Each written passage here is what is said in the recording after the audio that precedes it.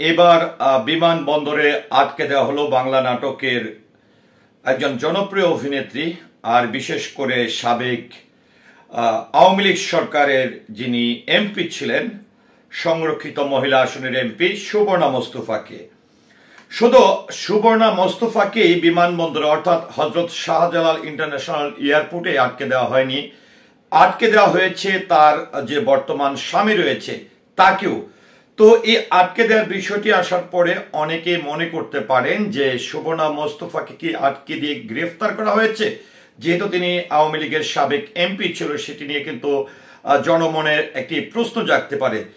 তো সুবর্ণা মোস্তফা আসলে দেশ ছেড়ে কোথায় যাচ্ছিলেন এবং কি কারণে তাকে আসলে কি অবস্থায় বিমানবন্দরে আটকে দেওয়া হয়েছে, এটি জানতে অবশ্যই আমার পুরো ভিডিওটির সঙ্গে থাকুন। তো আমার হাতে এই মুহূর্তে আছে দৈনিক যুগান্তর পত্রিকা, যেখানে 30 নভেম্বর 2024 এই সংবাদটি প্রকাশ করেছেন, অর্থাৎ সুবর্ণা মোস্তফাকে আটকে দেওয়ার বিষয়টি তারা সংবাদ প্রকাশ করেছে।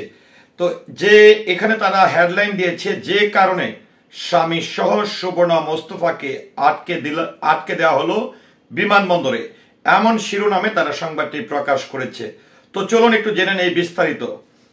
ব্যাংকক যাওয়ার পথে অভিনয় শিল্পী ও সাবেক এমপি সুবর্ণা মোস্তফা ও তার স্বামী নাটক ও চলচ্চিত্র নির্মাতা বদরুল আনাম সৌদকে ঢাকা হজরত শাহজালাল আন্তর্জাতিক বিমানবন্দরে আটকে দেওয়া হয়েছে।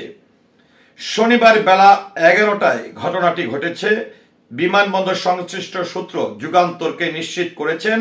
সূত্রটি জানায়, বাংলাদেশ এয়ারলাইন্স ফ্লাইট BG388 যুগে ব্যাংকক গমনের উদ্দেশ্যে সকালে বিমানবন্দরে পৌঁছান সুবর্ণা মোস্তফা ও তার স্বামী বদরুল আনাম সৌদ।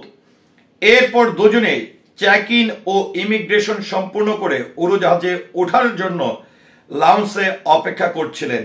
বিষয়টি বিমানবন্দর সংশ্লিষ্ট গোয়েন্দা সংস্থার নজরে এলে তাদের ফিরিয়ে দেওয়া হয়।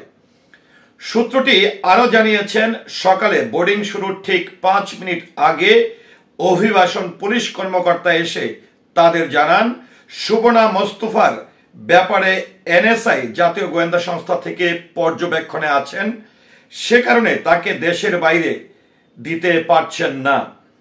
অভিনয় শিল্পী সুবর্ণা মোস্তফা দীর্ঘদিন ধরে আওয়ামী লীগের রাজনীতির সঙ্গে যুক্ত আছেন। তিনি সংরক্ষিত নারী আসনে আওয়ামী লীগের মনোনীত সদস্য হন। মোস্তফা 2019 থেকে 2024 সাল পর্যন্ত বাংলাদেশ আওয়ামী লীগের সংসদ সদস্য হিসাবে দায়িত্ব পালন করেছেন।